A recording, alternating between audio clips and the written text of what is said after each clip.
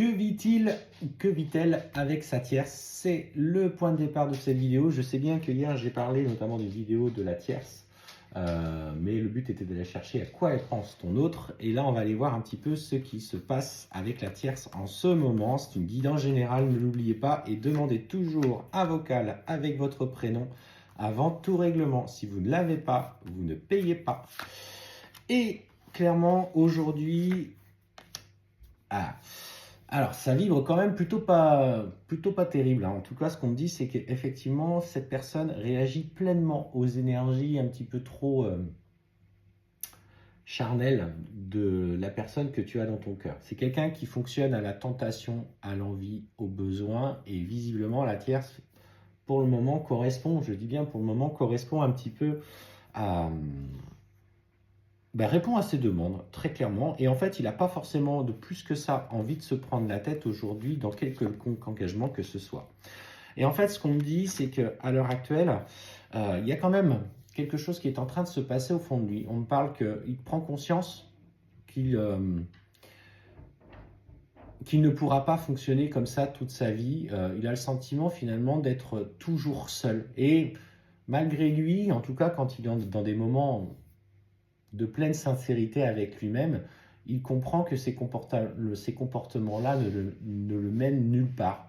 C'est comme s'il avait besoin de solitude, d'être tout seul, puis quand il était rattrapé par ses envies, il avait besoin à ce moment-là d'aller voir un petit peu à droite et à gauche, ou en tout cas vers une personne en particulier, ce qu'il ressentait.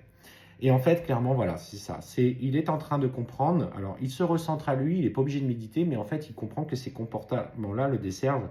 Et on m'annonce qu'effectivement, là, il fait le point. En ce moment, il fait le point sur ses agissements et il comprend que c'est parce qu'il n'ose pas faire confiance, qu'il est constamment dans cette solitude, qu'il accumule les déboires sentimentaux, qu'il accumule ses déboires, ses épreuves personnelles. Et clairement, ce qu'on voit, c'est qu'effectivement, tu vois, il a l'intention de mettre de la distance. Alors, avec cette personne ou avec d'autres. Et il comprend, et tu vois, hein, là pour le coup, ça ressort quand même, hein, c'est plutôt beau d'ailleurs. Hein. Et en fait, on te dit qu'il prie. Il prie pour qu'il y ait un retour entre vous. Ce sont des intentions qui sont posées. Alors peut-être que voilà, il va pas écrire sur une feuille avec bougie, machin, mais il va profondément, à un moment donné, vouloir repenser à ce que vous avez vécu. Et en fait, il demande, allez, s'il vous plaît, faites en sorte que je puisse la retrouver, la revoir, la croiser, parce qu'il prend conscience que la nature de votre relation est quelque chose qui le transcende, est quelque chose qui l'oblige à regarder tous ses côtés, les bons comme les moins bons. Et on me dit, tu vois, que c'est la clé de son changement. Alors effectivement, il y a de la distance aujourd'hui, il fait un petit peu n'importe quoi, mais ce n'importe quoi est nécessaire à cette prise de conscience et à son cheminement. On me dit de toute façon que c'est la clé. C'est la clé de ce déclic qu'il aura par rapport à votre lien d'âme. Je vais parler de lien d'âme. Parce que ses agissements ne lui correspondent plus. Et en fait, aujourd'hui, ce qu'il va vouloir, c'est profondément pouvoir partager dans son quotidien. Il a vraiment changé là-dessus. Pouvoir partager dans son quotidien une relation simple, une relation sincère, empreinte de sentiments.